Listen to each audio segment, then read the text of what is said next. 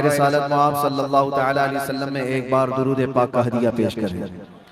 अल्लाहुम्मा सल्लि अला सय्यिदिना व मौलाना मुहम्मदिन मअदनिल जूदि वल करम व आलिहि व अस्हाबिहिल किराम व इब्निहिल करीम व बारिक व सल्लिम सलातन दाइमतन सरमदन अबदा।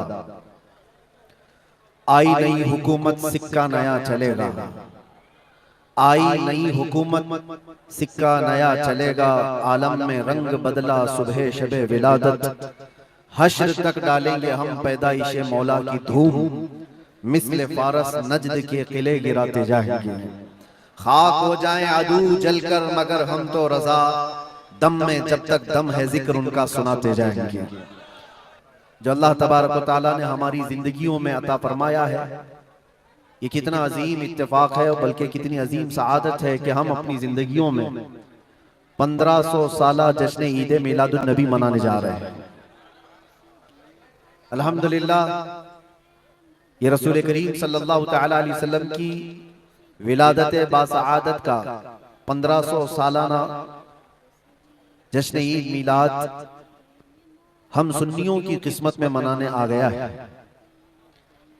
एक बात आपको बताता चलूं कि हुजूर पाक सल्लल्लाहु तआला अलैहि वसल्लम की विलादत की खुशी मनाना ये अल्लाह तबारक व तआला ने किस्मत वालों को अता फरमाया है।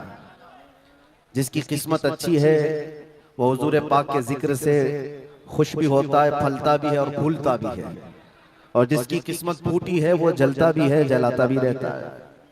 हमें आज उससे गरज नहीं। आप शरीयत के हुदूद में रह करके हुजूर पाक सल्लल्लाहु अलैहि वसल्लम की आमद की जितनी खुशियां मनाएं वो कम है। जितना हुक्म हमें दिया गया है उन सारी खुशियों के साथ आप लोग मियां साल भर में एक बार थोड़ी ना मिलाद मनाने की खुशी है, और एक साल ही नहीं। हमारा मसलक तो ये है कि इस साल ही ईद मिलाद नहीं मनाएंगे, बल्कि हश्र तक डालेंगे हम पैदाइशे मौला की धूम, और बल्कि ये अपना अकीदा बना करके चलो, दम में जब तक दम है जिक्र उनका सुनाते जाएंगे।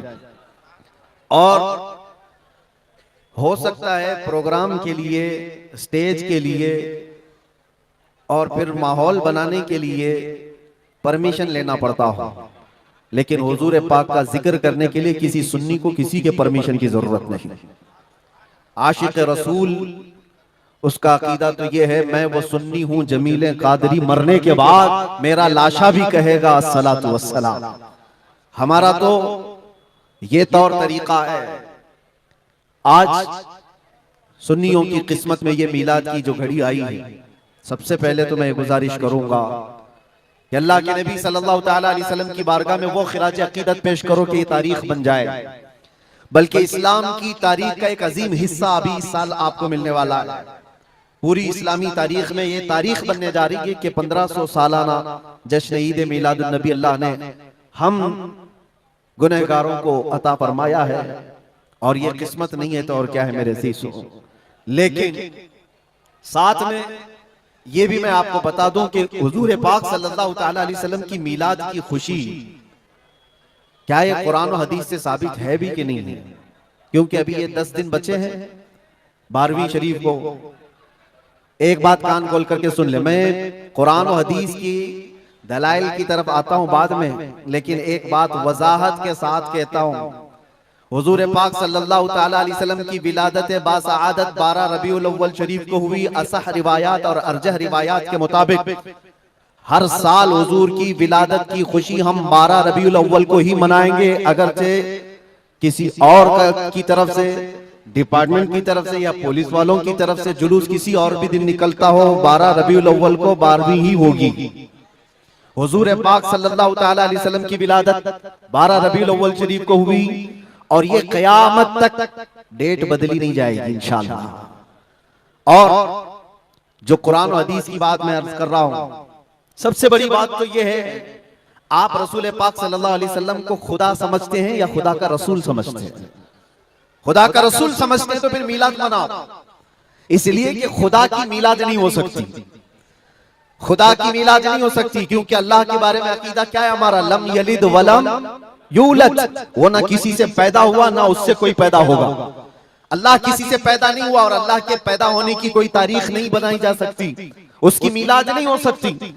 और रसूल पैदा हुए हैं 12 रबीउल अव्वल शरीफ को। आपकी माँ भी है और आपके बाप भी हैं और आपसे भी बच्चे पैदा हुए हुजूर पाक सल्लल्लाहु अलैहि वसल्लम से। तो हम पूरी दुनिया में हुजूर की मीलाद मना करके शिर्क को तोड़ने वाला अमल करते हैं, शिर्क को तोड़ने वाला अमल करते हैं। कोई हमारी तरफ जो शिर्क का फतवा देता है उसे कान खोलकर सुन लेना चाहिए। मीलाद मनाकर हम बताते हैं हम मोहम्मद अरबी सल्लल्लाहु अलैहि वसल्लम को खुदा नहीं समझते बल्कि खुदा का रसूल समझते हैं। अगर खुदा समझते या खुदा के बराबर समझते तो हुजूर की मीलाद कभी नहीं मनाते, क्योंकि अल्लाह की मीलाद नहीं मनाई जाती तो हम रसूल की भी मीलाद नहीं मनाते। दोनों को अगर बराबर समझते नहीं। हम सुन्नियों का अकीदा यह है, मैं मानता हूं ए अक्ल वालो मेरा मोहम्मद खुदा नहीं है, मगर दिलों में ये नक्श कर लो कि वो खुदा से जुदा नहीं है।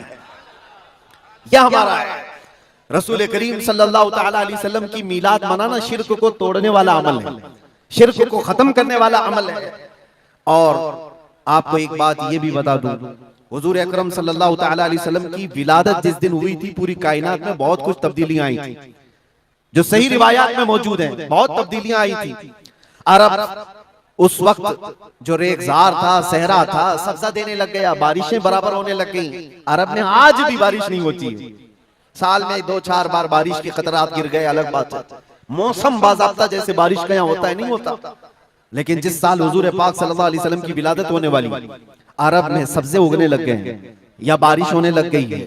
और उस साल जो हालात की तब्दीली थी, मुल्क शाम में एक नदी जो सूख चुकी थी वो अचानक जारी हो गई, पानी भर आया। और एक नदी जो हमेशा बहती वो अचानक सूख गई। एक आतिशकदा था 1000 साल से जिसकी आग को बुझने नहीं दिया गया था ईरान के नुजूमियों ने, आतिश परस्तों ने, अचानक वो आग भी गुल हो गई। एक ही दिन में सब चीजें हो रही हैं। और कायनात में ये जो बड़ी बड़ी तब्दीलियां हुई थी, उस दिन एक और तब्दीली, बुत सारे औंधे मुंह गिरे हुए थे, जो 12 रबीउल अव्वल शरीफ का दिन था। ये सही रिवायात से मैं बता रहा हूं, बुत औंधे मुंह गिरे हुए। लेकिन एक बहुत बड़ा मसला हुआ था जिसकी तरफ इमाम अहले सुन्नत फाजिल बरेलवी रहमतुल्लाह ताला अलैह अपने शेर में इशारा करते हुए फरमाते हैं, क्या एक बहुत बड़ी तब्दीली ये हुई थी कि मुल्क फारस का जो बादशाह है किसरा, उसका किला इतना मजबूत था कि उसकी हिफाजत के लिए 1 लाख फौजी खड़े रहते थे, सिर्फ किले की हिफाजत के लिए। और वो किला इतना मजबूत कि उनका दावा था, उनका चैलेंज था कि इसको कोई तोड़ नहीं सकता, इसको मिटा नहीं सकता। लेकिन 12वीं शरीफ का दिन या सुबह के वक्त अचानक किले के अंदर जलजला आया और दीवार फट गई। और ऐसी फटी कि उसमें से एक आदमी जा सकता है, आ सकता है। आज भी वो शकशुदा दीवार के साथ किला मौजूद है इराक में, जिसको किलातुल किसरा कहा जाता है आज भी। अब आप अंदाजा करें 2000 साल से वो किला आज तक मौजूद है, तो उस वक्त कितना मजबूत रहा होगा। उस वक्त किले के अंदर जलजला आया और तख्त उलट गया, दीवार में दरार पड़ गई। वो दरार आज भी मौजूद है। बादशाह हैरान और परेशान। दूसरे दिन सारे नजूमियों को बुलाया गया और पूछा गया कि ये क्या माजरा है कि इतना मजबूत किला कैसे ये टूट गया, या इसकी दीवार में शगाफ कैसे आ गई है। तो सारे नजूमियों ने अपने इल्म के मुताबिक जो नतीजा निकाला, बादशाह से कहा दर हकीकत ये जलजला आम जलजला नहीं है, ये तेरी दीवार का टूट जाना ये आम सी बात नहीं है। हमारा इल्म ये बता रहा है कि इस रुए जमीन पर अल्लाह का कोई नबी पैदा हुआ है जो तेरी सल्तनत को खत्म करने वाला है। एक बच्चा अरब में ऐसा आया है, आई नई हुकूमत, सिक्का नया चलेगा, आलम में रंग बदला, सुबह शबे विलादत। उस दिन जो हुआ था उसको इमाम अहले सुन्नत क्यों फरमाते हैं, वो एक दिन की बात है ना। हुजूर की विलादत हुई, फारस के किले में क्या हुआ, जलजला आया। हुजूर की विलादत इधर मक्का में हुई और मुल्क फारस में जलजला आया और किले के अंदर दरार आई। अब सुनो, आला हजरत कहते हैं हश्र तक डालेंगे हम पैदाइश मौला की धूम, यानी कयामत तक हम रसूलुल्लाह की मीलाद का जिक्र धूमधाम से मनाएंगे।